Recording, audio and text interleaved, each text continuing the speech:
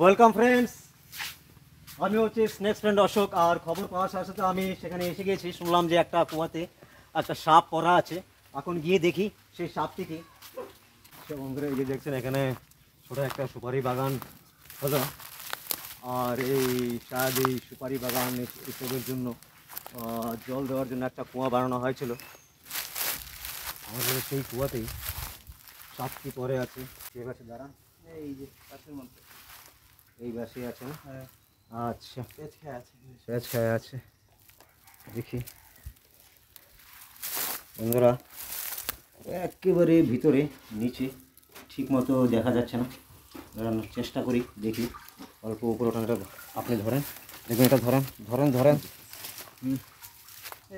রাগ করতেছে, ওটার সাথে লাগাবে না, সিধা উপরে উঠাবে, সিধা উপরে, মাঝখান দিয়ে উঠা, মাঝখান দিয়ে উঠা, সিধা উপরে উঠা। ক্যামেরা চালু আছে না বন্ধুরা? এখন দেখা যাক, সিধা উপরে উঠা। আমি ভালো করে উঠাই। হ্যাঁ, তুই চিন্তা করিস না একদম। হ্যাঁ, বাসের মধ্যে লাগাবে না, বাসের মধ্যে লাগাবে না। দাঁড়া, উপরে উঠা, উপরে উঠা, উপরে উঠা।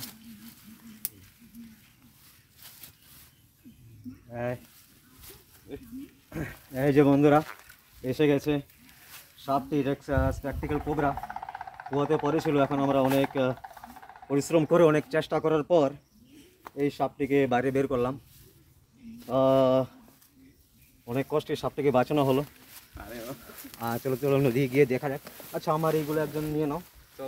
হ্যাঁ, সাপটি খুব বেশি বড় নয়। এটি মেল, মানে পুরুষ সাপ, স্প্যাকটিক্যাল কোবরা। বন্ধুরা, লাস্ট পর্যন্ত আমরা সাপটিকে উদ্ধার করলাম, কুয়া থেকে বের করে ফেললাম বাঁশের দ্বারাতেই। এটা আমাদের জন্য খুব ভালো হলো, কুয়ার থেকে নামতে হলো না। প্যাক করে দিই। প্যাক করার পর এটাকে আমরা সুরক্ষিতভাবে জঙ্গলে ছেড়ে দেব। তো বন্ধুরা, আপনারা তো দেখতেই পাচ্ছেন আমরা এইসব প্রাণীদের বাঁচাই। আর এইসব প্রাণীদের বাঁচাতে গিয়ে আমাদেরও যে কোনো সময় দুর্ঘটনা হতে পারে। তো সবথেকে বড় কারণ কি, আমরা একটা প্রশিক্ষণ নিয়েছি। আর সাপের স্বভাবের সম্বন্ধে অনেকটি আমরা বুঝতে পারি, তাই আমরা রেস্কিউ করতে পারি। আর বন্ধুরা, আপনারা অবশ্যই যারা দেখছেন আমার চ্যানেলটিকে অবশ্যই সাবস্ক্রাইব করে দেবেন, লাইক করবেন, শেয়ার করবেন, আর পাশে থাকা বেল আইকনটিকে টিপে দেবেন।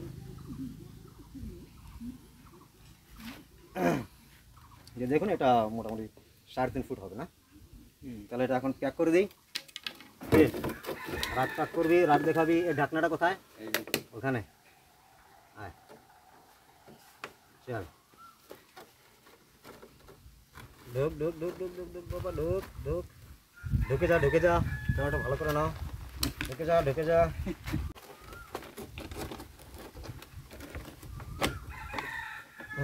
হয়ে গেছে।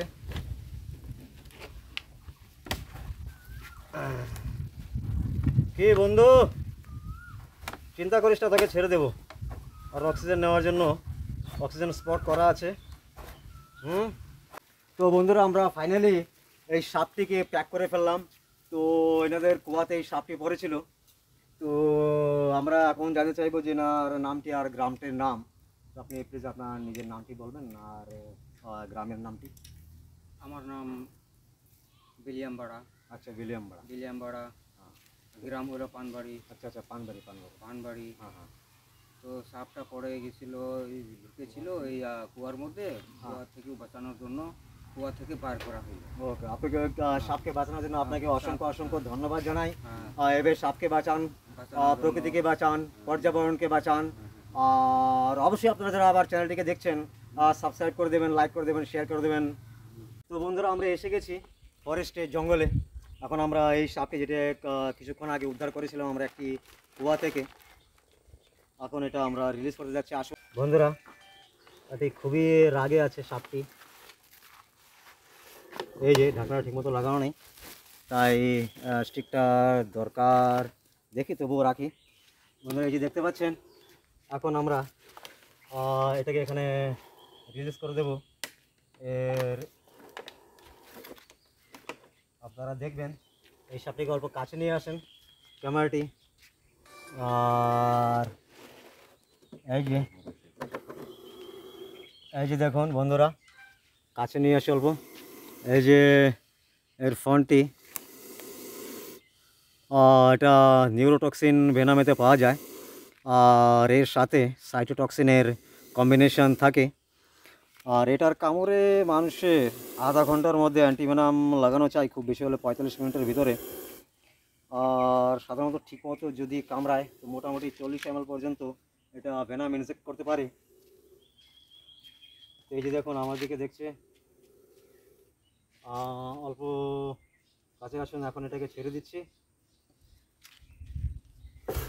এই যে দেখুন খুব রাগে আছে। এই যে দেখুন বন্ধুরা, এখন বের হবে। এখন খুব রাগে আছে। এটা কুয়াতে ছিল, যদি আমরা এটাকে বের না করতে পারতাম, উদ্ধার না করতাম, তাহলে হয়তো এই সাপটি মারা যেত। চল চল বের হ। বন্ধুরা দেখুন, এটা অল্প ভয় পাচ্ছে। এই যে দেখুন, অল্প কাছে নিয়ে আসো। এই যে বন্ধুরা, চোটে নিশান আছে। এই যে দেখুন বন্ধুরা, এই যে দেখবেন, আপনাকে দেখাচ্ছি। এই যে এর মাথাতে এই যে স্পেক্টের নিশান, স্পেক্ট মানে চশমা, তাই এটাকে স্পেকটিক্যাল কোবরা বলা হয়, বাংলাতে গোখরু বলা হয়। কারণ কি, এই যে গরুর খুরের মতো, তাই বাংলাতে বলে গোখরু। চলো এটাকে ছেড়ে দিচ্ছি। চল বাবা যা এখন। এই যে প্রাকৃতিক পরিবেশে চলে যাচ্ছে। এই যে বন্ধুরা দেখুন, চলে যাচ্ছে, চলে গেছে। দেখলেন, এই সাপটিকে আমরা এখন রিলিজ করে দিয়েছি। এদের প্রাকৃতিক পরিবেশে চলে গেছে। এখন সে সেখানে ভালোভাবে বিচরণ করতে পারবে, নিজের খাবার সংগ্রহ করতে পারবে। তাই এভাবেই আমাদের সবার চেষ্টা কি সাপকে বাঁচানো। কারণ কি, সাপ বাঁচলে আমাদের প্রকৃতি বাঁচবে, পর্যাবরণ বাঁচবে। আমাদের সবাইকে বেঁচে থাকতে গেলে সাপের বেঁচে থাকা অত্যন্ত দরকারি। এটাই আমি লোকেদের বোঝাতে চাচ্ছি। তাই বন্ধুরা সবাই আসুন, আর আমরা প্রকৃতিকে বাঁচাই, পরিবেশকে বাঁচাই, পর্যাবরণকে বাঁচাই। তাহলে জয় বঙ্গ, জয় হিন্দ।